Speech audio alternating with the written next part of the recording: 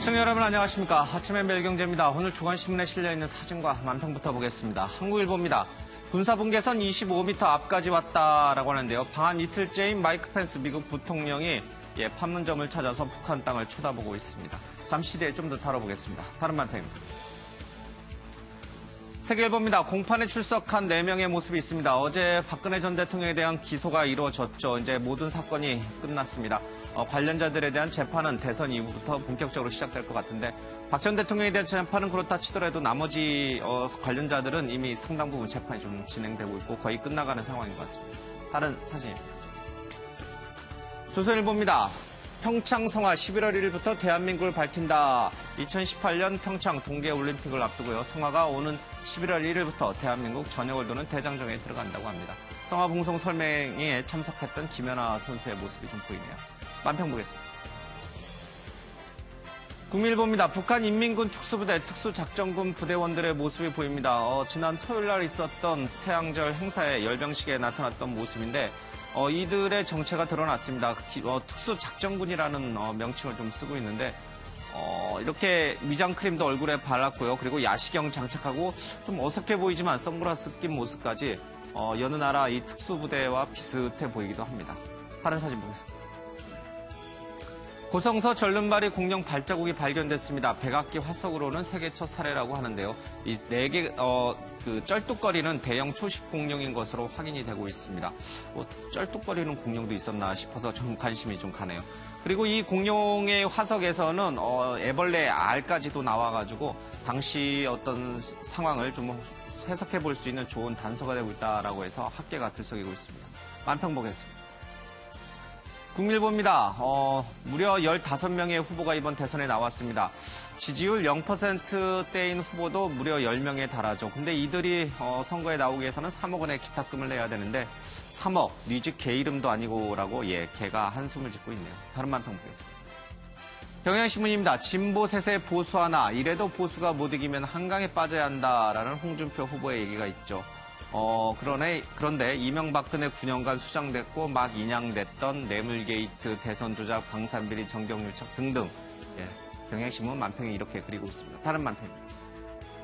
한겨레입니다. 선거운동 시작 멀다 정리해고 노동계는 이번 선거과는 상당히 좀 떨어져 있는 것 같습니다. 유력 주자들이 모두 이런 비정규직 문제라든지 노동 문제에 외면하고 있다 이런 뜻일까요? 다른 만평입니다. 중앙일보입니다. 공약이라 쓰고 공약이라 읽는다라고 해서 대선 공약 풍선으로 떠가고 있죠. 터지면은 추락이죠. 자, 오늘 함께해 주실 분들 소개해드리겠습니다. 윤영걸 전 매경닷컴 대표, 김희강 더 좋은 내일 연구소장, 강현재 변호사, 최진봉 성공회대 교수가 함께합니다. 어서 오십시오. 안녕하세요. 안녕하십니까. 자, 매일경제신문부터 보겠습니다. 펜스 미 부통령이 방한을 했습니다. 한미 관계는 동북아 안정의 린치핀이다, 핵심 축이다 이런 뜻이죠. 100% 함께한다라고 얘기를 했습니다. 의미심장한 얘기를 했는데 모든 옵션이 테이블에 있다. 북한은 동맹국과 함께하는 미국의 의지를 오판하면 안 된다라고 얘기를 하고 있습니다. 도널드 트럼프 미국 대통령이 미국과 이 지역 우리 동맹국의 인내심이 다했으며 우리는 변화를 보기를 원한다. 북한이 핵무기 개발의 무모한 길을 포기하는 것을 보고 싶다. 지속적인 탄도미사일 사용과 실험은 용납할 수 없다라고 얘기를 하고 있습니다. 황교안 대안과 회담이 있었는데 한미 양국이 사드를 조속히 배치하기로 했습니다. 그러나 실제로 사드 배치가 완료되고 운영되는 것은 차기 정부의 몫이기 때문에 차기 정부에서 사드가 제대로 운영이 될지 그 부분은 좀 지켜봐야 될 것 같습니다. 윤영걸 대표님, 이 부분이 사실은 이제 이번 대선에서 뜨거운 쟁점이 돼요. 사드 찬반 여론과 관련해서도 마찬가지고요. 일단 미국으로서는 북한에 대해서는 더는 그냥 넘어가지 않겠다는 분명한 강력한 시그널을 줬어요. 그렇죠? 그렇죠. 이번에 펜스 미 부통령이 방한한 거는 6차 핵실험을 앞두고 더 이상 핵실험하는 거 좌시하지 않겠다. 이제 오바마 대통령까지 전략적 인내, 참을 건 참았는데 얻은 건 없으니까 더 이상 못 참겠다. 이름이 펜스잖아요, 펜스.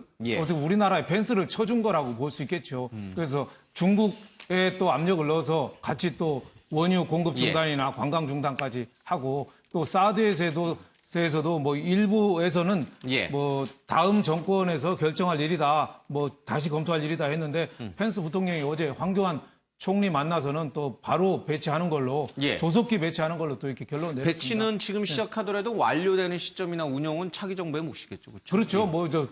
불과 이제 차기 정부가 20일, 3주 남았잖아요. 3주, 예. 그러니까 차지 정부의 목이지만 하여튼 우리가 원하는 거는 DMZ도 가고 뭐 완벽한 건 다 해주던데 예. 여기에 대해서 우리가 한 번 더 생각할 거는 정말로 미국이 우리가 언제까지 우리 안보를 미국만 쳐다보고 있을 거냐.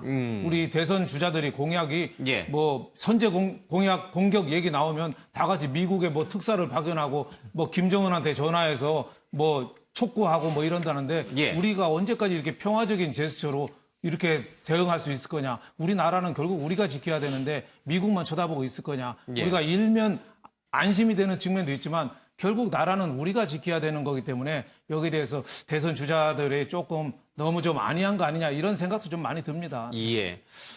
펜스 부통령의 얘기가 굉장히 좀 의미심장한데 미국과 이 지역 우리 동맹국이라고 하는 것은 일본을 얘기하는 거겠죠? 예. 미국과 일본의 인내심이 다했다.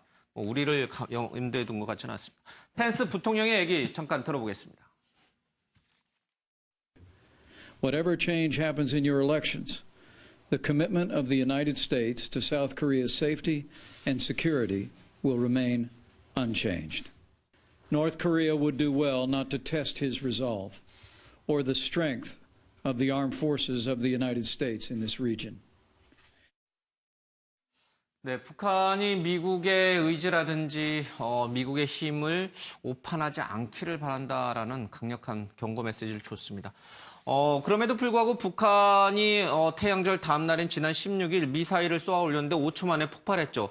자, 그런데 이게 미사일 발사 실험 실패가 어떤 자체적인 기술적 결함에 의한 것인지 아니면은 미국의 전자전에 의해서 실패한 것인지 조금 논란이 일고 있습니다. 중앙일보는 오늘 미국의 레프트 오브 런치라고 해서 발사 교란 전자 기술에 의해서 미사일이 5초 만에 폭발한 것이다라는 얘기를 하고 있습니다. 이와 관련된 질문이 좀 있었는데 미 백악관 국가안보회의의 이 캐슬린 맥팔런드 부보좌관 얘기입니다. 미국의 사이버 교란전이 북한의 미사일 발사 실패와 관련이 있느냐는 질문에 정보사항이라 코멘트할 수 없다. 미래에는 사이버 전장에서 엄청나게 많은 전쟁이 벌어질 것이다. 이런 얘기를 하고 있습니다. 과거 영국 외교부 장관을 지낸 이도요. 미국의 사이버전 기술이 북한의 미사일 발사 실험을 실패로 돌아가게 만들었다는 매우 강한 믿음이 있다라고 얘기를 하고 있습니다.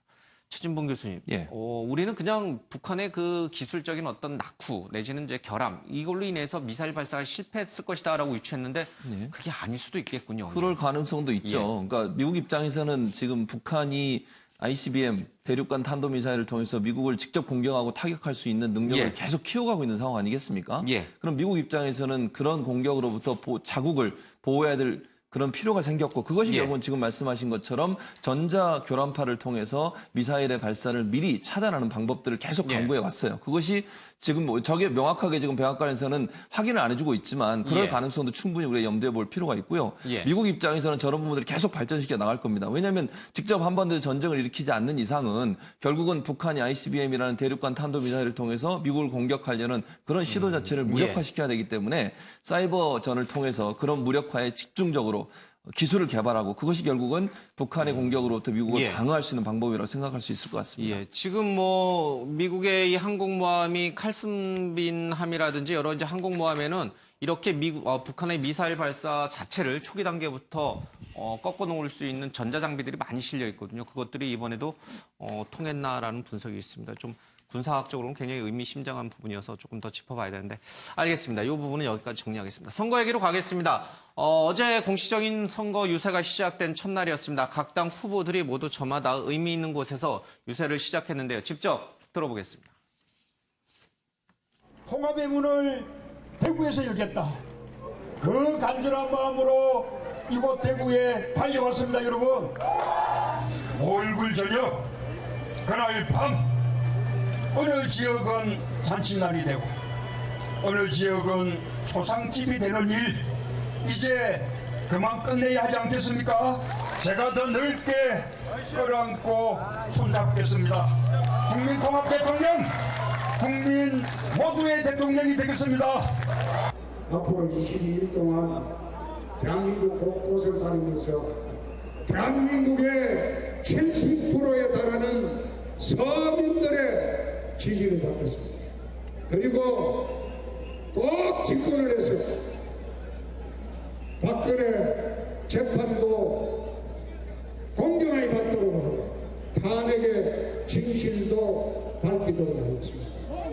첫 유세로 이곳 광화문을 찾았습니다.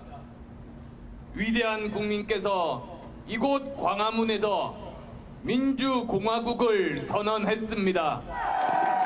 개파 패권주의 세력에게 또다시 나라 맡길 수 없습니다. 선거를 위해서 호남 이용하는 후보 절대 안 됩니다. 뭐 잡음에 전혀 개의치 않고 그대로 끝까지 앞만 보고 가겠습니다. 저는 메가더 장군이 인천 상륙 작전을 성공해서 김포로 영등포로 13일 만에 9월 28일 서울을 수복했습니다. 여러분, 우리도 할 수 있습니다. 우리도 22일 만에 수복할 수 있습니다, 여러분. 내가 열심히 일하고 또 능력을 발휘하면 그만큼 행복할 수 있는 사회 만들어 달라. 그게 우리 국민들이 차기 대통령에게 바라는 첫 번째 열망이라고 저는 생각합니다. 이래서 어떻게 삽니까? 이래서 어떻게 애를 낳고 학교 보내고 그리고 결혼할 수 있습니까, 여러분? 가족 없는 노동을 강요하는 대한민국 시스템의 문제입니다. 확 바꾸겠습니다, 여러분. 네, 각 당 후보들의 오색을 좀 봤습니다. 한 후보 한 명씩 좀 짚어보죠. 문재인 후보의 경우에는 경부선탄 문 박정희 웃을 것이다. 호남선탄 내가 DJ 계승한다 해서 서로 정반대 방향으로 동선을 짰습니다. 문재인 후보는 선거 유세를 보수의 심장이라고 부를 수 있는 박 전 대통령의 정치적 기반인 대구를 좀 방문했는데 김인관 소장님, 이 대구를 방문한 거 첫 유세지로 꼽은 것이 어떤 정치적 의미가 있는 건가요? 네, 굉장히 정치적 의미가 크다고 봐야죠. 민주당의 그 대선 후보로서는 그 대구 지역을 첫 유세 일정으로 잡은 후보가 유일하게 지금 문재인 후보인데요. 그만큼 문재인 후보는 이번에 통합의 정치를 실현하게,다 그리고 전 국민으로부터 골고루 지지받는 그런 대통령이 되겠다라는 강력한 의지의 표명이라고 생각됩니다. 문재인 후보가 지금 대구를 방문한 것도 굉장히 의미가 있고요. 또 사실은 지금 아까 나오진 않았습니다만은 어제 선거운동 개시 시작 12시에, 그러니까 자정에 SNS를 통해서 광화문 앞에서 이렇게 혼자 연설한 게 있었습니다. 즉 광화문으로부터 시작해서 대구, 대전, 그리고 또 마지막 유세를 광화문에서 했거든요. 아마 지금 이 5월 9일 2017년도 대선에 대해서 시대 정신이 들끓었던 촛불 민심이 있었던 광화문으로부터 시작을 하되 광화문을 중심으로 대구 또 충청이라는 중원 지역 이렇게 통합의 대통령의 이미지를 강화시키기 위한 그런 전략이라고 생각이 됩니다. 최 교수님, 이 호남 분들이 보면 좀 서운해하지 않을까요? 왜냐하면 지금 사실 민주당은 호남을 놓고선 국민의당과 경쟁을 하고 있잖아요. 그렇죠. 최소한 더민주, 민주당의 어떤 정통성이라든 뿌리를 좀 봤을 때는 광화문 아니면 광주에서 첫 공식 선거운동의 스타트를 끊는 게 맞았는데 그동안에 이제 관련인데 그렇죠. 정반대로 대구로 갔어요. 그러니까요. 호남 분들이 좀 약간 서운해할 수 있는 거 아닐까요? 뭐 그럴 수 있겠죠. 근데 이제 문재인 후보 입장에서는 자기가 제일 약한 부분이 사실은 대구지 않겠습니까? 지금 현재 밀리고 있으니까 대구에서는 안철수 후보가 대구에서 지금 훨씬 문재인 후보보다 앞서가 있는 상황이고 호남은 지금 초박빙으로 나오고 있는 상황이거든요. 그러다 보니까 호남 편의 일정 부분 본인 입장에서는 집토끼는 어느 정도 관리가 됐다고 판단하신 것 같아요. 그래서 결국은 대구로 내려간 것 같고 제일 약한 부분을 공격하겠다고 하는 그런 시도로 보이고요. 광화문이라고 하는 것도 그 전날 찍은 영상에도 광화문을 시작했지 않습니까? 촛불의 어떤 의미를 계속 가지고 가겠다는 것이고 본인이 그만큼의 지지도를 얻은 게 촛불 때문이었으니까 광화문과 대구라는 두 곳을 공략을 하면서 본인의 가장 취약점인 대구에서 일정 부분 지지도를 끌어내려는 의도를 보인 것 같고 지금까지 말씀하신 것처럼 늘상 민주당 후보들은 대체적으로 호남이나 광화문이나 서울이나 두 군데서 처음 출발을 했단 말이죠. 그런데 처음으로 대구라고 하는 TK를 감으로써 자기는 다른 어떤 이미지를 보여주는 의도를 갖고 있는 것이 아닌가 하는 생각이 듭니다. 대구에서 출발해서 이제 대전을 거쳐서 수원, 서울로 이제 유세 일정을 마무리했고 안철수 후보는 이제 거꾸로 광화문에서 시작해서 전주를 거쳐서 광주, 호남으로 좀 들어갔습니다. 잠깐 두 후보의 얘기를 좀 보겠습니다. 문 후보의 경우에는 건의와 불통의 청와대 시대는 끝났다. 소통의 광화문 시대를 열겠다. 이렇게 얘기를 했고요. 수원을 찾아서는 정조처럼 대탕평책을 쓰겠다는 얘기를 하고 있습니다. 안철수 국민의당 후보에 대해서는 국회의원 40명도 안 되는 미니 정당이 난국 속에서 국정을 감당할 수 있겠느냐라고 평가절하했습니다. 안철수 후보는 국민이 이긴다는 슬로건을 내세워서 광화문에서 연설을 시작했고요. 국민이란 단어를 무려 28차례나 언급을 했다고 합니다. 최근 지지율 상승세가 주춤한 안 후보 측으로서는 호남을 선전해야 하기 때문에 호남에서 일정을 마무리 짓는 코스를 좀 짠 것 같습니다.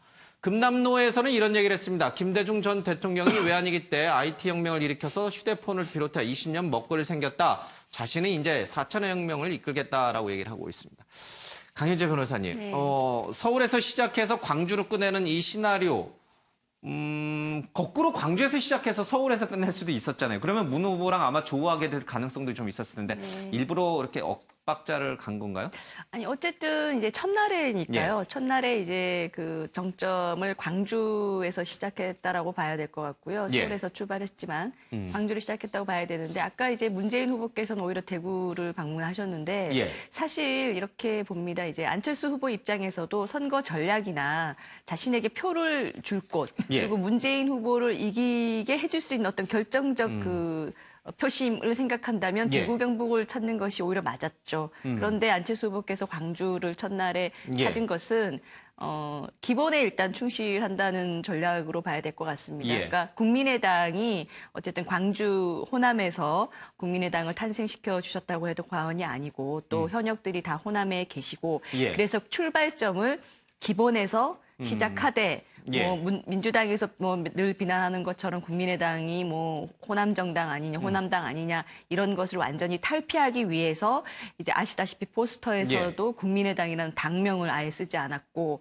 또 국민이라는 단어를 많이 외치고 있는 거거든요. 그러니까 시작은 기본부터 우리를 만들어준 당에서 시작하되 이제 전국으로 대구 경북까지 해서 계속 표심을 만들어 가겠다, 확장시키겠다 이런 의도로 보시면 될 것 같습니다. 앞서 최 교수님도 잠깐 그런 해석을 했습니다만은 문재인 후보가 대구에서 시작한 것은 대구에서 지지율이 가장 낮기 때문이고 안 후보가 혹시 광주에서 이 첫날 유세를 마무리 지은 것이 박 전 대표도 그런 말씀을 하셨는데 광주 전남 광주 지역에서 최근에 몇몇 여론조사에서 문 후보 지지율이 더 높게 나온 거에 대한 어떤 불안감의 반증은 아닌지.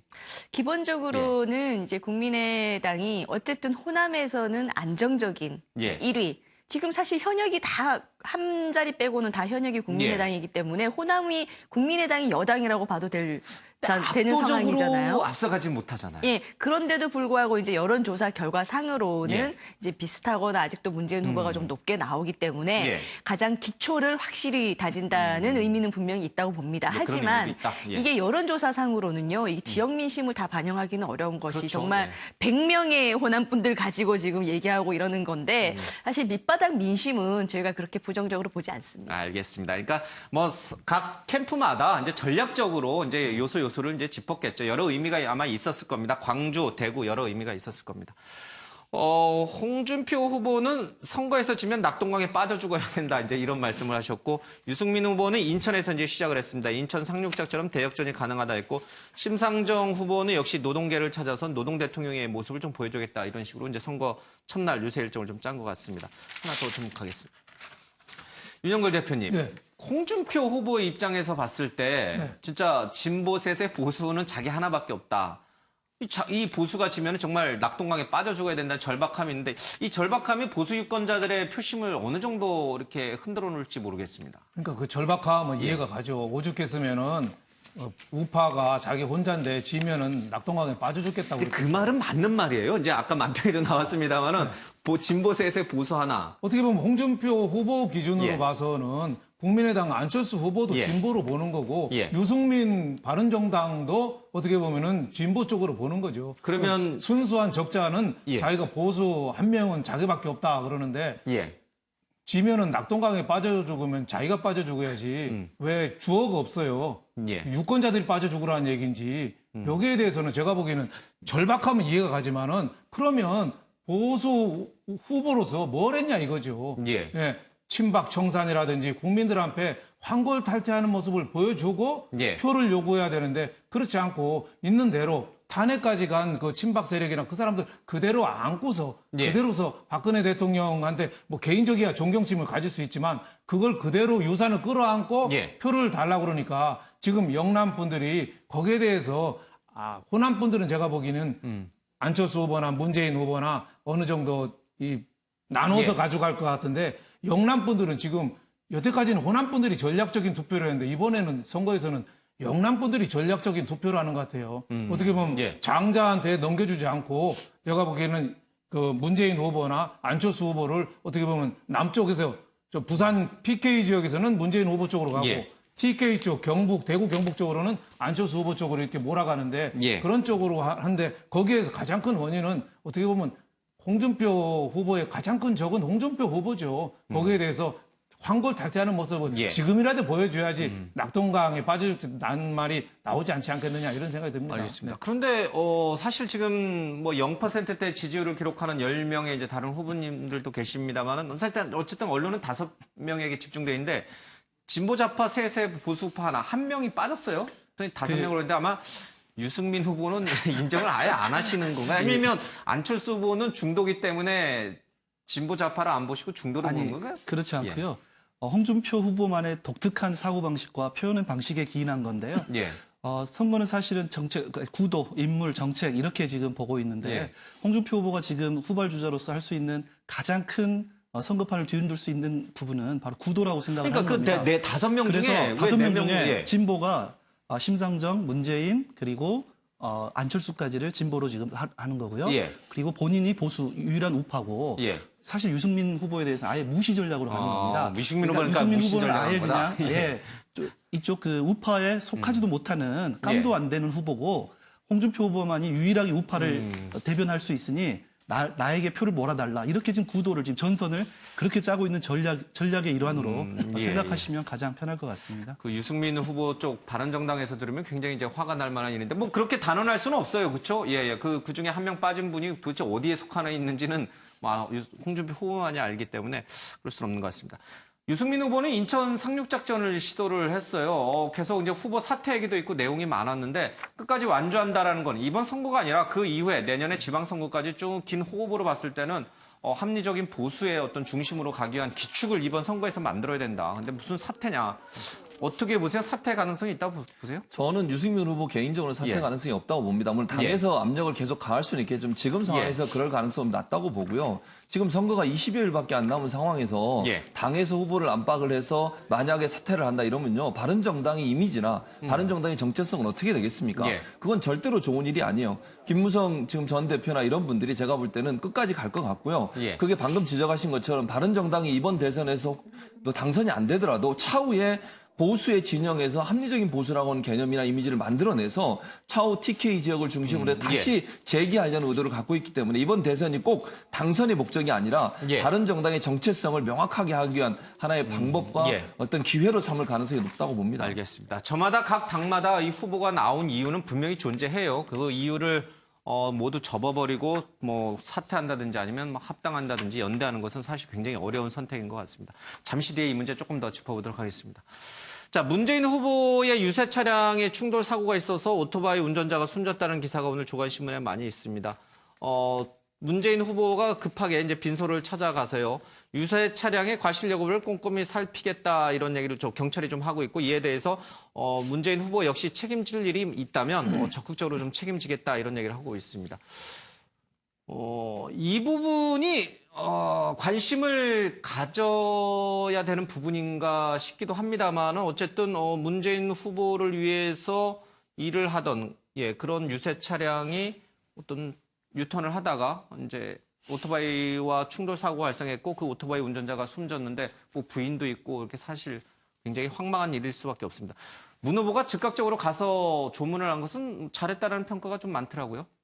네, 언론을 통해서 확인이 된 겁니다만 원래 저녁 때 제주도 오늘 이제 제주 유세를 위해서 제주도를 가야 되는데 불구하고 아무래도 돌아가신 그 고인에 대한 최소한의 예의는 갖추는 게 물론 이제 뭐 직접적인 얼마만큼의 책임이 있느냐 이 부분은 또 논외로 치더라도 민주당 이 선거 운동을 하는 그 유세 차량에 의해서 아무래도 이런 슬픈 일을 겪으신 그 가족분들을 위로할 수 있는 분은 가장 총 책임을 맡고 있는 문재인 후보가 아니겠느냐라는 차원에서 아마 인간적인 부분으로 찾아뵙고 또 공당으로서의 어떤 책임감 있으면 분명히 밝혀서 또 그에 상응하는 보상이라든지 아니면 그 후속 처리를 하겠다라는 입장을 밝히는 부분에 있어서는 굉장히 뭐 유가족 측에서 반발이 있을 수 있고 감정적으로 굉장히 힘드시겠지만 그렇더라도 그러지 않고 그냥 제주도로 가는 것보다는 그래도 가셔서 조문을 하시는 게 만약에 그냥 본인의 일정을 그대로 이제 강행을 했다면은 뭐 이 예민한 선거 시즌에 엄청난 비판이 쇄도했겠죠, 그렇죠?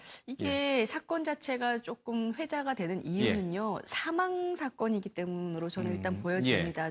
저만 해도 이 기사를 봤을 때 사고가 났을 수 있다라고는 생각하는데 그 오토바이 운전자 한 명이 사망까지 했다는 거 보고 사실 조금 놀랐거든요. 그리고 이제 물론 그 유세 차량의 사고가 뭐 전혀 딴 곳에 있던 문재인 후보하고 직접적인 뭐 과실이나 책임을 묻기는 어려운 건 맞지만 어쨌든 우리가 보면은 그 회사의 대표가 자기 밑에 고용돼서 일하거나 자신을 위해 어쨌든 일하는 직원들이 엉뚱한 사고를 해도 또 비난을 받거나 책임을 묻는 그런 정서가 있는 거잖아요. 그런 차원에서 또 정치에 이제 선거에 나온 후보 입장이기 때문에 그 충분히 그 부분에 대해서 이제 어떤 예의를 좀 갖추는 그런 모습을 보이는 게 저는 온당하다고 봅니다. 이게 워낙 이제 예민해가지고 그렇죠. 이제 사실 후보의 책임도 아닌데라고 생각하시는 분들도 있겠습니다만 굉장히 예민하기 때문에 후보들이 이게 적극적으로 좀 나서는 것 같습니다.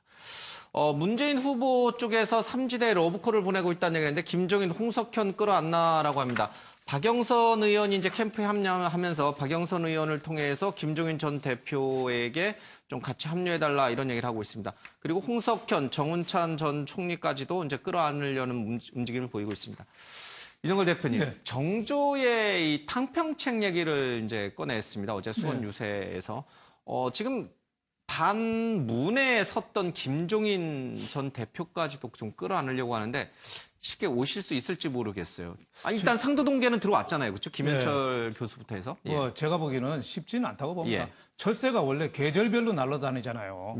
여름에 날아오고 겨울에 날아오고 이러잖아요. 근데 지금 나가신 지가 한 달도 안 됐는데 또 어떻게 들어온다는 얘기를 또 해요. 그러니까 저는 김종인 그 전 대표 국회의원직까지 사퇴하고 나가신 분에 대한 어떻게 보면 존중하지 않는 태도고 제가 보기에는 이건 쉽지 않고 본인의 김종인 전 대표의 이미지상도 큰 타격이 빚는 거죠. 저거는 어떻게 보면 박영선 의원이 지금 더불어민주당 공동선대위원장에 됐는데 그분이 여태까지 참석을 안 했잖아요. 지난번에 민주당 내 경선 캠프에서 안희정 지사를 좀 지원한 분에서 안 했는데 문재인 대표하고 뭐 저녁도 가지면서 다시 합류하기로 했죠. 합류하기로 하면서 어제 하신 말씀이죠. 김종인 전 대표 집에도 찾아가서 했더니 뭐 부인은 안 하더라. 홍석현 중앙일보 회장한테도 얘기를 했다. 뭐 이렇게 했는데 탕평을 해서 여러 사람 모이는 거는 뭐 그거 갖고 비난할 수는 없지만 김종인 전 대표가 위상이 어떻게 보면 그분이 비난하는 게 이제 나이하고 자구주 왔다 갔다 하는 철새라는 거하고 뭐 그것 때문에 조금 비난이 있지만 저는 뭐 그거 갖고 비난할 건 없다고 봐요. 다만 세력이 좀 떨어져서 그런 건데 거기에 대해서 제가 보면 김종인 대표까지 좀 합류하기는 좀 쉽지 않지 않느냐. 물론 뭐 정치는 유기체니까 또 할 수는 있지만 지금 사실 이제 이 중도라고 하는 이 층을 놓고선 문재인 후보하고 안철수 후보 쪽이 아주 치열하게 영입 경쟁을 벌이고 있잖아요. 만약에 김종인, 홍석현, 정운찬 이 삼지대에서 거론됐던 분들이 문 쪽으로 가게 되면 아무래도 안 후보 쪽에서는 타격이 있을 텐데 강 변호사님 왜 안쪽에서도 노력을 했을 거 아니에요, 그렇죠? 뭐 꾸준히 노력하고 계신 걸로 알고 있고요. 다만 이제 제가 이거는 개인적인 생각입니다만 박영선 의원께서 이제 저렇게 비문의 대표로 역처럼 있다가 문재인 캠프에 어쨌든 합류를 하셨는데 하시고 나서 김종인 대표께 이제 저런 얘기를 하고 또 김종인 대표가 마치 강하게 거절하지 않았다 이런 문구를 언론에 나가게 하는 것은 사실 좀 저는 김종인 대표님에 대한 좀 예의는 아닌 것 같다는 생각이 들어요. 그러니까 김종인 대표님이나 뭐 홍석현, 정운찬 이런 분들은 제가 봤을 땐 적어도 이번 선거에서는 어디 이제 또 다시 가볍게 뭐 문재인 후보 캠프로 또 합류를 하는 것을 선언한다든지 하면은 제가 봤을 땐 좀 치명적인 오히려 예. 상처를 입는 결과가 아닐까라는 생각이 들기 때문에 예. 좀 문재인 캠프 쪽에서 좀 내버려 두는 것이 오히려 맞지 않을까 이런 생각이 들고 예. 뭐 안철수 후보 캠프 입장에서는 뭐 이런 분들 오시면 좋겠죠. 하지만 이분들도 자신의 어떤 뭐 행동 이 하는 것에 이제 여러 가지 판단이 있을 것이기 때문에 예. 그 부분을 좀 존중해서 쉽게 저렇게 이제 언론에다가 자꾸 회자되게 하는 것은 좀 예. 바람직하지 않아 보인다는 생각이 듭니다. 알겠습니다. 자, 안철수 후보의 이번 포스터가 어제 이제 인터넷에서 많이 회자가 좀 됐습니다. 파격 제안이다라는 게 있고 아는 상남자다라고 해서 광고 천재 이재석 씨가 만든 작품이라고 합니다. 보면은 이제 당명이 없어요. 그렇죠? 예, 당명이 없어서 눈길을 좀 끄는 그런 모습이고 또 다른 후보들 포스터를 보면은 이제 얼굴을 크게 내세워서 이제 기호를 받고 당명을 받고 그리고 이제 그냥 뭐랄까 상반신 샷이죠. 예, 여권 사진이라고 합니까? 예, 그런 샷인데 안철수 후보 쪽은 이제 V자 형태로 이제 손을 벌리고 있는 모습을 찍었습니다. 그런데 더불어민주당의 추미애 대표도 그랬고 손혜원 이제 홍보부 전 본부장도 그렇고 뭐가 좀 어색하다. 당명을 지운 것은 보수 세력의 표를 구걸하겠다는 것이다. 그리고 이게 합성 사진 같다. 뭐 이런 얘기를 좀 하고 있는데 뭐 상대의 진영에서는 어떻게든 흠을 좀 찾아내려고 노력하는 것 같습니다. 강 변호사님, 네. 이 포스터의 의미는 뭔가요? 당명을 안 집어넣은 것이 정말 보수표를 구걸하기 위한 것인가요? 저는 이제 추미애 대표께서 안철수 후보를 향해서 렌탈 후보라든지 그 보수표를 구걸한다 이런 표현을 쓰신 것에 대해서 사실 명색이 지금 119석 계속 강조하고 있는데 문재인 후보께서 119석 우리나라 지금 제1당입니다. 제1당의 대표면 표현에도 아무리 선거를 앞두고 있다고 해도 전사처럼 행동하시는 게 뭐 맞는지 모르겠지만 그래도 이제 어떤 표현에 도가 있고 품격이 있어야 하는데 렌탈 후보, 구걸 이런 표현을 쓰는 것은 참 좀 좋지 않다라고 보고요. 그러면은 자신들께서 적어도 문재인 후보가 지난 총선 때 호남을 향해서 나를 지지해주지 않으면 정계 은퇴하겠다고 해놓고 사실 이게 거짓말이 돼버렸잖아요. 결과적으로. 이런 거짓말을 하는 자신들의 행태를 돌아보지 않고 포스터가 하나 가지고 뭐 구걸한다, 뭐 렌탈 후보다 이런 표현을 당대표가 쓰는 것은 이런 모습을 국민들께서 민주당의 이런 모습을 싫어하고 눈살 찌푸리는 게 아닌가라는 반성을 좀 하셔야 된다라는 생각이 들고. 근데 이게 합성은 어떻게? 그러니까 이런 맞나요? 거죠. 포스터라는 것은 있는 사진을 그대로 사용하는 게 아니라 이 포스터 자체가 디자인 작업이 들어가는 홍보물입니다. 그러다 보니 이런저런 디자인들을 하는 것이고 다른 후보들 같은 경우에서도 스튜디오에서 사진을 찍지만 그 사진 자체를 주름살도 없애고 얼굴도 뭐 하얗게 하고 심지어 윤곽까지 바꾸고 이런 이제 뽀삽 처리를 하는 건데 이 사진을 멋지게 이 디자인 팔을 양쪽으로 드는 이 디자인을 멋지게 하려다 보니 얼굴 부분과 몸 부분이 좀 어색해지니까 그렇겠죠. 서로 어울리게끔 이렇게 디자인 작업을 한 것 같아요. 이게 뭐가 중요합니까? 이게 뭐 표를 그리고 구걸하고 이런 말들을 일은 아닌 거고 국민의당 당명을 적지 않은 부분은 저는 오히려 이것이 대통령이 될 사람이 자기가 속해 있는 당의 틀에 갇혀가지고 나중에 대통령이 되고서도 당의 이익이나 당에 있는 사람들의 어떤 이해관계에 매몰되는 그런 모습을 보이지 않겠다는 과감한 의지를 저는 표현한 것이기 때문에 아주 안철수 후보께 적합한 당명을 뺀 것은 잘한 것이다 이런 알겠습니다. 이제 각 당마다 뭐 저마다 이제 장점을 이제 내세우고 또 단점은 감추려고 또 상대 쪽에서는 단점을 부과시키고 이제 장점을 이제 각 축소시키려고 그러는데 우리 언론 학자신 최 교수님은 이 정도를 가지고 이제 문제 삼는 거가 어떻게 보십니까? 그러니까 선거 포스터를 만드는데 포토샵이라든지 방금 말씀하셨듯이 무슨 바꾸는 문제는 그거는 그렇게 큰 문제는 아니라고 봐요. 예를 들면 사람 자체를 바꾸거나 완전히 무슨 뭐 사람을 어떻게 그러니까요. 예를 들면 아니면 뭐 완전 내용을 완전히 바꾸지 않고 본인이 찍었던 사진을 합성해서 만드는 것 자체가 뭐 완전히 누구든 마찬가지 아니겠어요? 저기 안철수 후보뿐만 아니라 누가 됐든 물론 이번에 문재인 후보는 일부러 주름살에 이런 모습을 그대로 다 표현했다고 그래서 그것도 전략이라고 봐요. 그러니까 각 후보마다 본인의 좋은 이미지 그 당이 갖고 있는 좋은 이미지를 보여주려고 하는 것이 포스터의 역할이라고 하면 그 자체를 가지고 문제를 삼는 것은 뭐 그렇게 중요한 문제는 저는 개인적으로 아니라고 봅니다. 예, 알겠습니다. 뭐 이제 좋다라는 사람도 있고 어색하다라는 사람도 분명히 있는 거니까 양쪽의 시각을 모두 좀 들어봤습니다. 자, 세계일보입니다. 과거 안철수맨으로 활동을 했던 금태섭 변호사, 지금 뭐 더불어민주당 쪽의 의원을 지내고 있죠.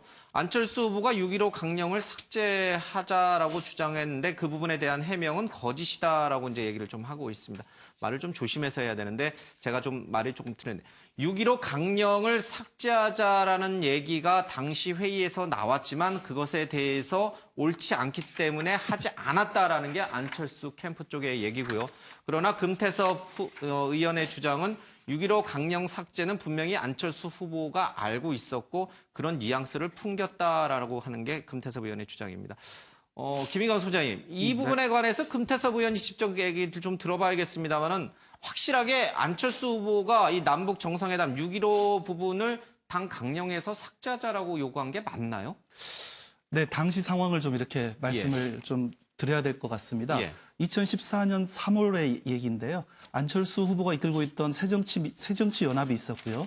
그 김한길 대표가 있었던 민주당이 있었습니다. 이제 두 당이 합당을 해야 되는데 합당하기로 이제 의결을 했고요.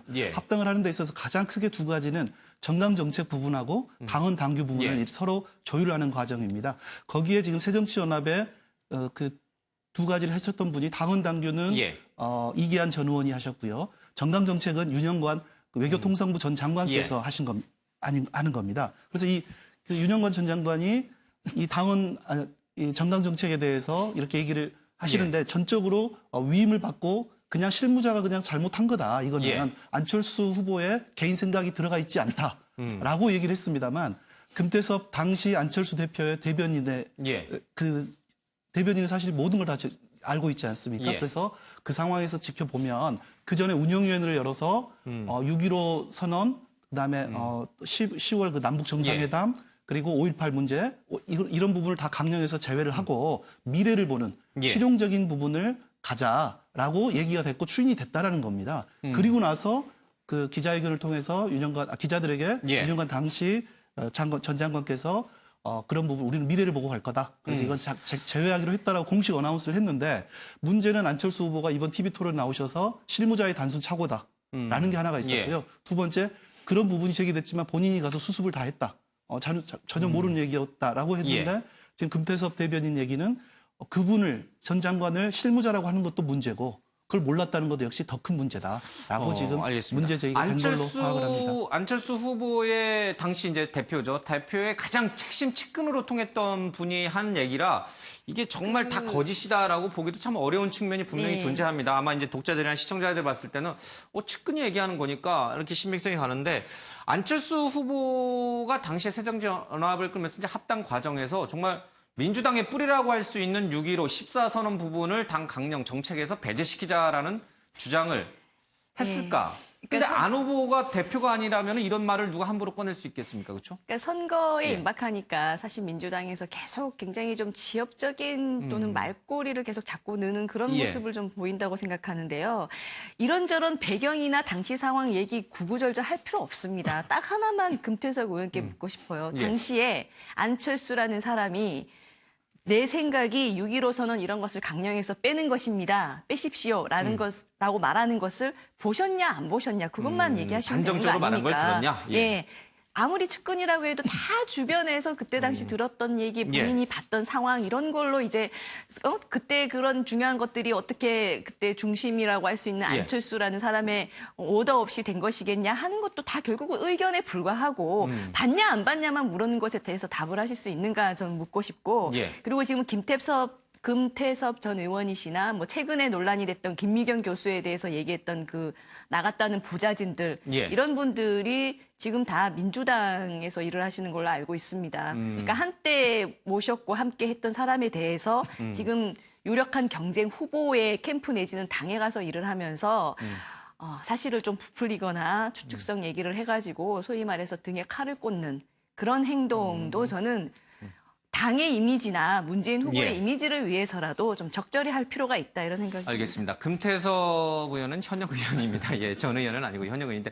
근데 이 문제가요. 사실 기억을 더듬어 보면은 당시에 굉장히 시끄러웠어요. 그렇죠? 이 합당 과정에서 과연 6.15 14 정상회담의 의미를 담느냐 안 담느냐가 굉장히 시끄러운데 그 시끄러운 발언지 자체는 어쨌든 새정치 당시 연합이었으니까 대표가 몰랐을 수 있을까라는 부분에 대해서는 아직도 뭐 강현재 변호사의 말씀에도 불구하고 좀 논란은 될 수밖에 없는 것 같아요. 뭐 계속 쟁점이 되겠죠. 굉장히 민감한 이슈 이 아닙니까? 사실 호남에서 굉장히 민감한 그렇죠. 거거든요. 6.15 남북 정상, 남북 관계 어떻게 보면 시금석이잖아요. 예. 또 하나는 5.18. 얼마나 예민한 문제입니까? 예. 광주 민주화 항쟁을 정강에 담느냐 안 받느냐. 어떻게 보면 두 개가 이번 예. 선거판을 어떻게 보면 흔들 수 있는 어떻게 보면 굉장히 중요한 요인이죠. 근데 여기에 대해서 좀 더 검증은 좀 더 돼야겠지만 저는 하나 안타까운 게 금태섭 의원이 또 제일 측근이었고 안철수 의원이 제일 측근이었던 사람이 또 제일 민감한 분은 또 들고 나오고 또 안철수 후보는 또 왜 이렇게 또 측근들에서 이렇게 많이 이렇게 등을 돌리고 이런 사람이 많은가. 이런 점에서는 상당히 좀 안타까운 제목이 든다만 좀 더 검증은 좀 해봐야 할 사안이 아닌가 싶습니다. 네. 알겠습니다. 뭐 저마다 캠프들이 다들 예민해요. 예, 이거 다룰 만한 가치가 있는 거냐 아니냐 또 사람이 같이 일을 했던 사람으로서의 최소한의 예의도 없냐 뭐 여러 가지 얘기들이 한꺼번에 나오는 것 같습니다. 조선일보 칼럼을 잠깐 보겠습니다. 유근일 칼럼인데 안철수의 정체성을 묻는 까닭이다라고 해서요. 뭐 여기 옆에 있는 것만 보면은 정체성을 묻지 않을 수가 없다. 경제는 온건 진보이되 안보는 보수와 협치를 해야 한다. 그래야 문과 겨룰 수 있다라는 얘기를 하고 있습니다. 제3의 정체성은 다 지은 집이라기보다는 짓고 있는 집인 셈이다. 이 점은 그간 안철수 후보의 말이 여러 번 왔다 갔다 한 데서 단적으로 드러났다라고 하고 있습니다. 사드 배치, 개성공단 같은 엄중한 사항을 두고 안철수 후보와 국민의당은 몇 번씩이나 냉온탕을 오갔다. 상황이 바뀌어 그랬다지만 상황 이전에 안철수의 원칙은 없나라고 얘기를 하고 있습니다. 조선일보 유근일 언론인의 이제 그 조언입니다만은 분당 명분에 맞으려면 그는 이제라도 이랬다 저랬다 그만하고 경제는 온건 진보, 안보는 애국적 협치 체제로 정해야 한다. 우파의 안보 정통주의 몫을 안고 가는 것이다. 그렇지 않고서는 그가 문재인 후보와 차별하고 겨룰 수 있을까라고 얘기를 하고 있습니다. 윤영걸 대표님, 많은 언론들이 묻고 있고 또 심지어 TV토론에서 문재인 대표도 묻고 있습니다만 이 정체성 문제 이 유근일 씨는 나는 본인 스스로는 깔끔하게 정리해서 조언을 했습니다만 이게 그렇게 쉬운 건 아니에요. 그렇죠? 쉬운 일이 아니죠. 예. 뭐 지금 안철수 후보 정체성 문제를 얘기했는데 안철수 후보는 아마 지금 안보는 보수, 경제는 진보 했는데 지금 안보는 보수에 대해서 좀 당하고도 좀 확실하게 통일을 못하고 있잖아요. 당에서는 지금 햇볕 정책이나 사드에 대해서 반대하는 당론을 유지하고 있고 본인은 어떻게 보면 그걸 바꿨죠. 바꿨는데 거기에 대해서 통일을 지금이라도 오늘이라도 하면 되는데 거기를 안 하고 있는 거죠. 그래서 아마 이게 표를 위한 양쪽이 진보, 보수 양다리 타기 위한 전략 아니냐. 여기에 대해서 좀 분명히 경제도 진보하면은 안보도 거기에 좀 맞춰서 뭐 따뜻한 뭐 보수를 한다든지 뭐 좀 성향을 좀 맞춰야 돼서 국민들한테 예의고 설명이 아니냐, 표만 얻기 위한 전략이 아니냐, 뭐 이런 거 있는 거죠. 여기에 대해서는 어떻게 보면 문재인 후보도 비슷해요. 적폐청산하다가 지금 대통합으로 옮겨 탔는데 정말 이거 대통합할 생각이 있는 건지 안희정 의원하고도 그렇게 어떻게 보면은 적폐 정상 갖고 싸우다가 이거 생각을 바꾼 건지 국민들이 잘 봐야 되는 게 진짜 바꾼 건지 말만 바꾼 건지를 국민들이 판단할 일이 아닌가 싶습니다. 네. 오늘 우리 강 변호사님에게 반론권을 한번 드려야 될 것 같아요. 이게 사실 굉장히 좀 예민한 문제고 쉽게 결론 내기 어렵습니다. 특히 햇볕 정책 개선 문제, 개성공단 문제와 관련해서 국민의당 입장과 안 후보의 생각이 같은 것인가? 유근일 의원처럼 애국적 협치를 하자면은 햇볕 정책이 퍼주기였다는 걸 인정하라는 건데 그건 국민의당에서는 뭐 박 전 대표를 비롯해서 정동영 뭐 위원장까지 받아들이기 어려운 부분이거든요. 이런 부분에 대해서는 어떻게 좀 그러니까 국민의당이 이제 제3당으로 소수 정당인 것도 참 힘들지만 지향하는 방향성이 중도라는 것도 우리 한국 정치에서 정말 힘들다는 거를 매 건마다 느낍니다. 어떤 스탠스를 취하든 사실 중도라는 것이 어느 한쪽에 극단적으로 치우치지 않고 가장 올바른 길을 찾는 중정의 도 이렇게 이제 사전에 돼 있는데요. 지금까지 한국 정치에서 있어오지 않았던 그런 이제 이념이고 방향성이다 보니까 참 힘든데 그래도 불구하고 이제 이번 대선을 계기로 그 부분에 대해서 안철수 후보의 진정성과 방향성을 인정받겠다는 건데요.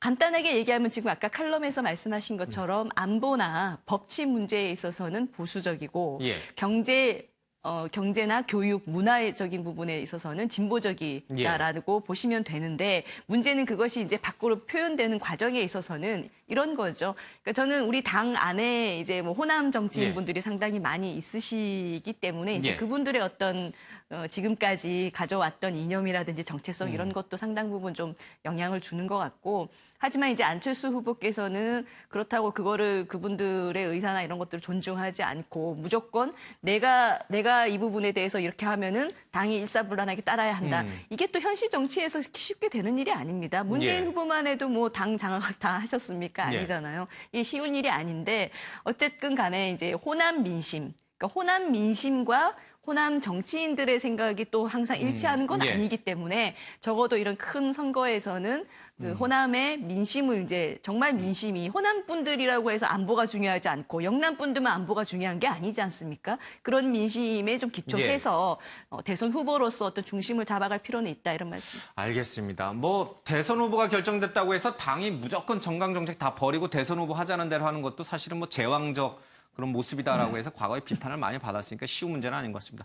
그럼에도 불구하고 이 정체성을 묻는 이 까닭은 아마 앞으로 남은 TV 토론에서도 끊임없이 안철수 후보를 괴롭히는 주제가 될 것 같습니다. 아마 당에서도 그렇고 안 후보 캠프에서도 좀 심각하게 많이 고민을 좀 해야 될 것 같습니다. 다른 얘기로 좀 넘어오죠. 지지율 얘기인데요. 여론조사를 쭉 봤더니 뭐 아주 오차범위 내에서 박빙을 벌이는 여론조사도 있고요. 오차범위를 벗어나서 문 후보가 앞서가는 여론조사도 좀 있습니다. 이 한국사회여론조사연구소를 보니까 39.6%에서 46.9%로 문재인 후보의 지지율이 크게 올라가는 동안 안철수 후보는 상대적으로 좀 떨어졌습니다. 칸타퍼블릭과 조선일보 여론조사에서도 비슷한 모습이긴 합니다만은 그래도 이 오차범위 내에 있기 때문에 큰 의미를 두기는 좀 어려운 것 같습니다. 하나 더 가겠습니다. 묘한 표심 응팔 세대에서 문재인 우세, 민주화 세대는 안 우세라고 이제 동아일보가 분석을 했습니다. 40대, 50대를 두고 하는 얘기인데요. 40대에서는 문재인 후보가 앞서가고 50대에서는 안철수 후보가 앞서가고 있습니다. 40대는 나는 진보다라는 응답이 가장 높고요. 50대에서는 86그룹 중심으로 신중도층이 되면서 보수화가 됐다라는 얘기를 하고 있습니다. 자, 김희관 소장님, 지금 이제 표심에 굉장히 영향을 미치는 게 40대, 50대 유권자인데 문 후보와 안 후보 쪽이 이제 반반씩 나눠 가졌다라고 봐야 될까요? 어쨌든 반반씩은 좀 엇갈린 모습인데 50대만 하더라도 사실은 민주화 세대라고 할 수 있잖아요. 그렇죠? 이분들이 왜 문재인 후보에게 적극적 지지를 보내지 않고 안철수 후보에게 보낼까요? 네, 이 조사 기관마다 약간씩의 차이는 있겠습니다만 여태까지 대한민국의 대선을 좌지우지했던 세대들은 3040 세대였거든요. 인구 구조로 보면. 근데 이제 2017년이 되다 보니까 4050 세대가 50%를 넘는 지금 그 유권자율을 가지고 있습니다. 근데 50대 중에서도 특이한 게 방금 86세대라고 말씀을 하셨는데요. 50대 초반, 즉 50만으로 하면 50 한 2, 3세 정도까지는 문재인 후보를 지지하는 층이 더 많고요. 이제 54세 이후부터 60세까지 쭉 이렇게 좀 더 보수화되어 있는 경향에 계시는 유권자분들께서 안철수 후보를 지지하는 경우가 많습니다. 그 가장 큰 이유는 아까 이제 강현저 변호사님 말씀하셨습니다만 안철수 후보의 가장 큰 장점은 저는 중도라고 생각합니다. 중도는 보수든 진보든 다 장점을 취할 수 있는 그런 유연성이 있다는 가장 큰 장점이 있죠. 하지만 아까 저도 이제 반론 기회를 못 가졌습니다만은 6.15 선언이라든지 14선언 이런 부분들에 있어서만큼은 역사 인식에 대해서만큼은 좀 충분한 가치관을 분명한 가치관이 있어야 된다는 점을 이제 지적하는 부분이었으니까요. 그 부분에 있어서만큼은 뭐 개인적인 그 디스를 한다 이렇게 생각하지 마시고 정확한 역사관, 철학 가지고 계시는 거 굉장히 중요한 부분이 아닌가 생각합니다. 시간이 많으면 네 분에게 똑같은 주제에 대해서 한 번씩 다 말씀하실 기회를 드리겠는데 시간은 없고 저희들이 다룰 주제가 많아서 이렇게 균형감 있게 지금 배분해서 질문을 드립니다. 반론 기회 못 가졌다고 너무 서운해하지 마시고 또 너무 한쪽으로 몰고 있다 이렇게 또 생각하지 마십시오. 자, 홍준표 시장 얘기도 좀 있고요. 그리고 유승민 인천 상륙작전 얘기도 좀 있는데 최진봉 교수님, 지금 나오고 있는 얘기가 이대로 지지율이 만약에 그대로 지금 이제 얼마 남지 않았어요. 그리고 이제 지지율 조사에서 공표할 수 있는 기간도 많지 않아요. 만약 이 상태로 계속 가자면은 당연히 안철수 후보 쪽이 불안하고 초조해질 수밖에 없거든요. 그렇게 되면은 안 후보 쪽에서 대결단을 할 것이다. 이런 얘기가 어제부터 인터넷에 슬슬 나오더니 그 얘기는 뭐냐면 바른정당과 합당을 하거나 아니면 자유한국당과 합당하거나 뭐 이런 식의 이제 시나리오 얘기들이 나오고 있어요. 여기에 대해서 국민의당은 말도 안 되는 소리다라고 해서 뭐 한 여론조사 기관을 이제 검찰에 고발한다 이런 얘기까지 있었는데 자, 이 안철수 후보 쪽에서 지금의 판세를 뒤집기 위한 어떤 전략적인 선택을 할 거라고 보십니까? 저는 그렇지 않다고 봅니다. 예. 그러니까 국민의당 입장에서 지금 현재 바른정당이나 20여일 정도밖에 안 남은 이 선거 기간 동안 자유한국당과 합치는 것은 그건 자유한국당보다는 오히려 바른정당이 더 가깝죠, 가깝기는. 근데 그 자체가 인위적으로 물리적인 합당을 하는 것 자체가 제가 볼 때는 표가 더 떨어질 가능성이 있어요. 그러니까 호남이나 아니면 진보적 성향을 갖고 있는 사람들 중에 합리적 보수적인 성향을 갖고 있는 분들이 안철수 후보를 미는 이유는 그런 뭐 적폐세라는 표현을 저는 안 쓰고 싶지만 어쨌든 그 박근혜 전 대통령의 어떤 실책에 영향을 주거나 아니면 관계가 있는 사람들과 합당하는 것 자체가 사실은 본인에게 엄청난 이미지 손실을 가져오는 겁니다. 그래서 안철수 후보 입장에서는 국민이 이긴다는 표현을 쓰는 거예요. 자발적으로 유권자들이 안철수 후보를 지지하도록 만들고 중도 보수층이 안철수를 통해서 새로운 어떤 보수의 가치를 실현시키려는 의도를 갖고 지원하게 만드는 거지 물리적으로 합당하는 것은 본인한테 절대로 도움이 안 돼요. 제가 볼 때는 국민의당 안철수 후보 입장에서는 물리적 합당 안 할 거고요. 국민이 이긴다는 표현을 계속 끌고 가면서 중도 보수층이 사표가 되지 않게 하기 위해서 안철수를 지지하도록 만드는 그런 전략으로 계속 갈 가능성이 그러니까 높다고 이제 봅니다. 자각론을 끝까지 가져갈 것이다. 그러면 뭐 다른 당, 바른정당이라든지 자유한국당과 연대 없이도 충분히 지금의 자각론으로도 문재인 후보를 마지막에 이길 수 있다고 보는 거죠. 맞아요? 실제로 지금 다른 당과 연대라든지 후보 단일화를 할 어떤 명분도 또 맞지도 않고 시간적으로도 안 되는 얘기고요. 그 부분은 불가능한 일이라고 봅니다. 다만 안철수 후보께서도 지금 안철수 후보를 지지하는 표심이 중도 보수층이 많다는 것을 잘 알고 있기 때문에 이분들에게 그냥 문재인이 싫으니까 저를 찍어주세요라고만 그치는 것이 아니라 정말 이제 저쪽에서 민주당에서 얘기하는 40석 가지고 좀 힘들지 않겠냐라는 어떤 불안한 부분 또는 안철수 후보님의 정체성 부분이라든지 이런 데 있어서는 또 중도 보수 자신을 지지하는 중도 보수층에게 뭔가 안정감 있는 어떤 메시지도 그다음에 약속 이런 것들을 신뢰를 보여줄 필요는 있다라고 봅니다. 근데 그럼에도 불구하고 자꾸 일부에서는 누군가는 자꾸 이런 얘기를 꺼내는 것 같아요. 바른정당 내의 일부가 유승민 후보의 사퇴를 통해 가지고 안철수 후보와의 연대를 좀 모색한다 이런 얘기도 들리고 있고요. 그리고 자유한국당에서는 끊임없이 바른정당에 대해서 이제 들어와라 이제 이렇게 압박을 가하고 있는데 지각 변동이 일어나기에는 좀 시간상 너무 좀 촉박하긴 합니다만은 그렇다고 해서 뭐 정치는 움직이는 생물이니까 전혀 아니라고 부인하기는 어렵고요. 그렇죠. 정치는 뭐 생물체잖아요. 유기체라고 김대중 선생님 대통령이 그랬지만은 제가 보기에는 단일화될 가능성은 좀 희박하긴 하지만 그중 제일 가능성이 높은 거는 바른정당의 움직임이 아닌가 싶어요.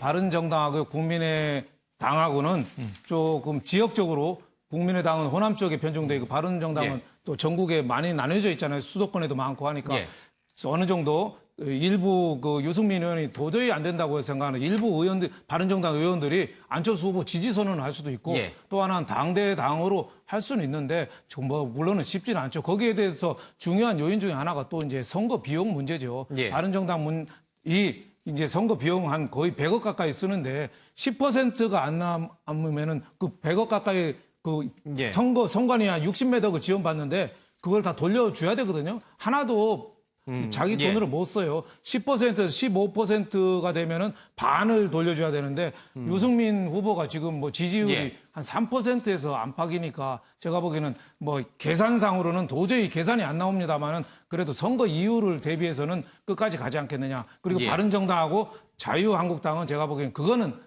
도저히 그거는 원래 한 배에서 나온 형제들이 싸우면 원래도 과격하게 싸우거든요. 다시 합치기 어렵다. 그렇죠. 사문난적이라고 같은 주작 갖고 싸운 집도 세게 싸우고 십자군 전쟁까지 일으켰던 기독교하고 회교가 싸운 것도 그 아브라함 아들 뭐 이삭하고 뭐 이스마엘인가요? 같은 형제라 그렇게 세게 싸우는 거 아니겠어요? 그러니까 자유한국당하고 바른정당하고는 전혀 가능성이 없고 다만 바른정당하고 국민의당하고 좀 가능성이 있지 않느냐 저는 조심스럽게 봅니다. 알겠습니다. 뭐 각종 합종 연행 시나리오가 나오고 있는데 지금 각 당마다는 절대 아니다라고 이제 선을 탁 긋고 있습니다.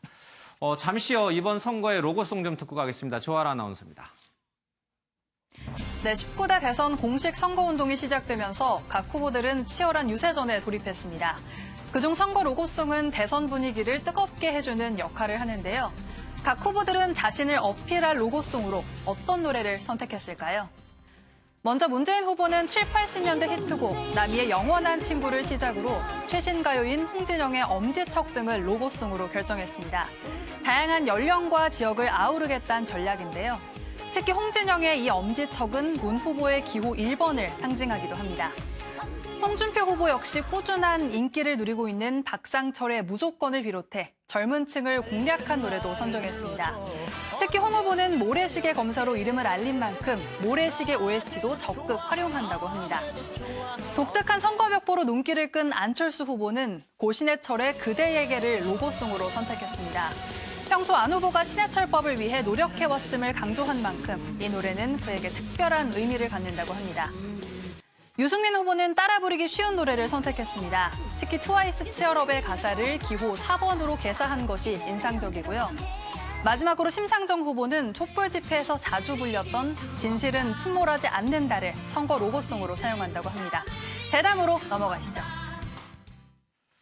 예, 뭐 선거 때마다 등장하는 로고송 보는 것도 이제 선거를 보는 재미있는 쏠쏠한 재미가 좀 있는 것 같습니다.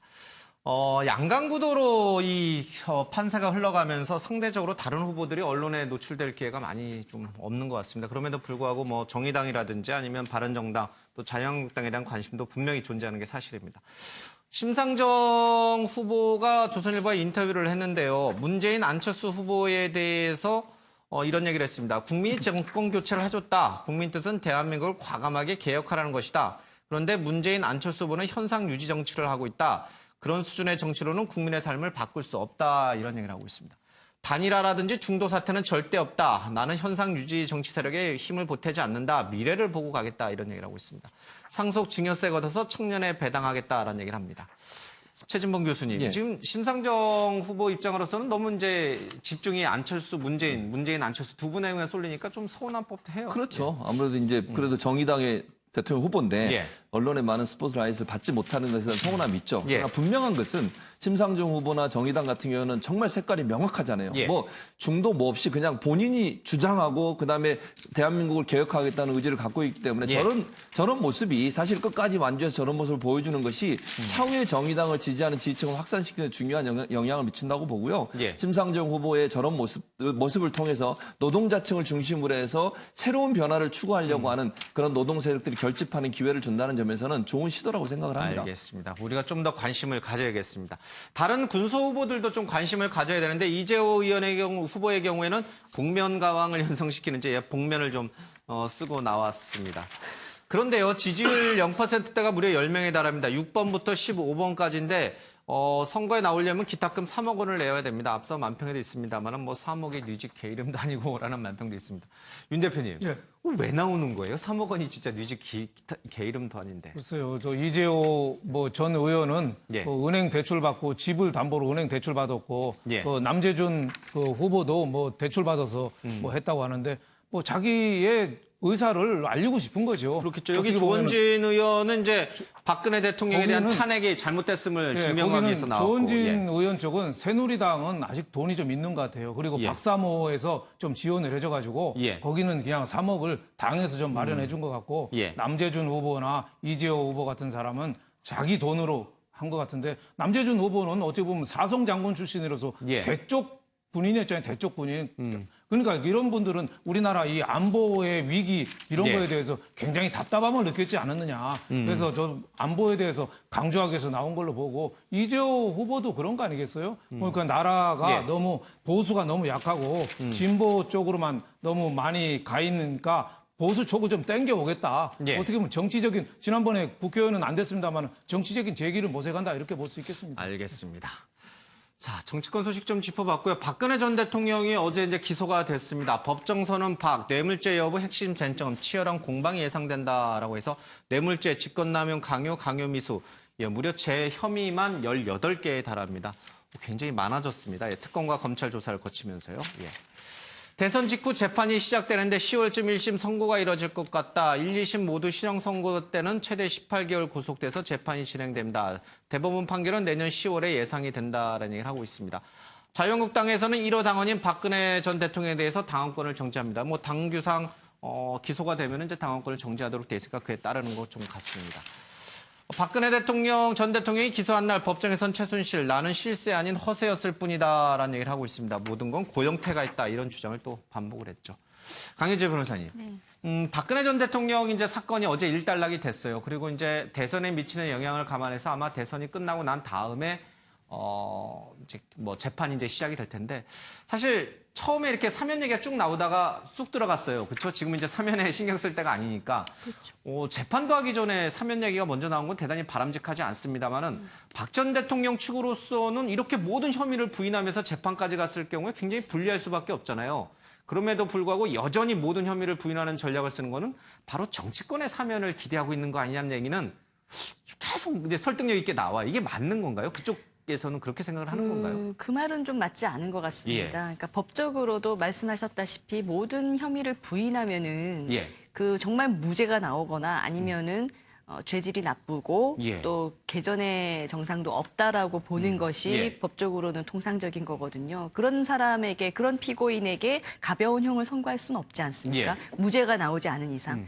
그런 상황에서 지금 박근혜 대통령께서 계속 이제 혐의를 부인하는 걸로 가는 것은 제가 봤을 때는 다음에 이제 어떤 사면을 바라는 입장보다는 보수가 재건되기를 기다린다는 걸로 봐야 오히려 옳을 것 같습니다. 그러니까 예. 정치권은 워낙 이제 생물과 같은 거니까 이번 대선 이후에 예. 정말 또 보수 지지자들을 기반으로 한 보수 정치인들, 뭐 보수 정당이 또 힘을 어느 정도 얻는다면 거기서 이제 여러 가지 이제 좀 그 사면이라든지 뭐 여러 가지 그런 그 기류의 변화가 있지 않을까라는 걸 기대하면서 계속해서 보수 결집을 노리는 방향으로 가신 것 같아요. 본인이 근데 희생을 해서 보수 결집을 노린다.